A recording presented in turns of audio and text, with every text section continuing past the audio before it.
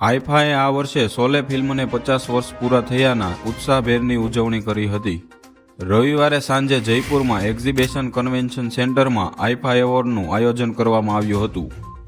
25મા IIFA award સમારંભમાં લાપતા ladies ફિલ્મને કુલ 10 જેટલા એવોર્ડ આપી અને સન્માનિત કરવામાં આવી હતી. લાપતા લેડીઝ ફિલ્મે 10 કેટેગરીમાં એવોર્ડ જીતી અને બાજી મારી હતી. ત્યારે અત્રે ઉલ્લેખનીય છે કે આઈફામાં પહેલી વખત 2 ગુજરાતી કલાકારોને પણ એવોર્ડ આપી અને સન્માનિત કરવામાં આવ્યા હતા. જેમાં લાપતા લેડીઝમાં બેસ્ટ સ્ક્રીન પ્લેનો એવોર્ડ સ્નેહા દેસાઈને આપવામાં આવ્યો હતો. ત્યારે શેતાન નામની ફિલ્મમાં બેસ્ટ સપોર્ટિંગ એક્ટ્રેસનો એવોર્ડ જાનકી બોડીવાલા નામની ગુજરાતી સુપરસ્ટારને આપવામાં આવ્યો હતો.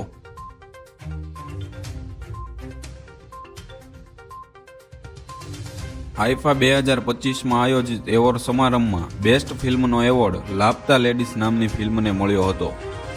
ત્યારે બેસ્ટ એક્ટરનો એવોર્ડ કાર્તિક આર્યનને ભૂલ ભુલૈયા 3 માટે મળ્યો હતો.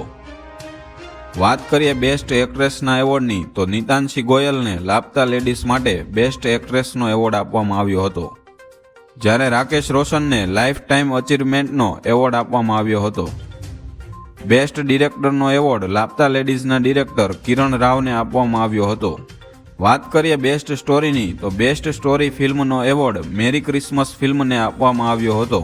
જ્યારે બેસ્ટ લિરિક્સનો એવોર્ડ પ્રશાંત પાંડેને સજની નામના સોંગ માટે આપવામાં આવ્યો હતો. બેસ્ટ સિંગર મેલનો એવોર્ડ જુબિન નોટિયાલને આપવામાં આવ્યો હતો, જેમણે આર્ટિકલ 370 નામની ફિલ્મમાં દુઆ નામનું ગીત ગાયું હતું. જ્યારે બેસ્ટ સિંગર ફિમેલનો એવોર્ડ શ્રેયા ઘોષાલને આપવામાં આવ્યો હતો, જેમણે ભૂલ ભુલૈયા 3માં આમી જે તો માર નામનું સોંગ ગાયું હતું. એવોર્ડ ફંક્શનના કાર્યક્રમમાં રાજસ્થાનના સીએમ ભજનલાલ શર્મા અને વાઇસ સીએમ દિયા કુમારી પણ ઉપસ્થિત રહ્યા હતા. આની સિવાય પણ ઘણા બધા લોકોને ઘણા બધા એવોર્ડ આપવામાં આવ્યા હતા. ફિલ્મ ઇન્ડસ્ટ્રી અને તેને સંબંધિત મોટાભાગના સ્ટાર તથા લોકો હાજર રહ્યા હતા.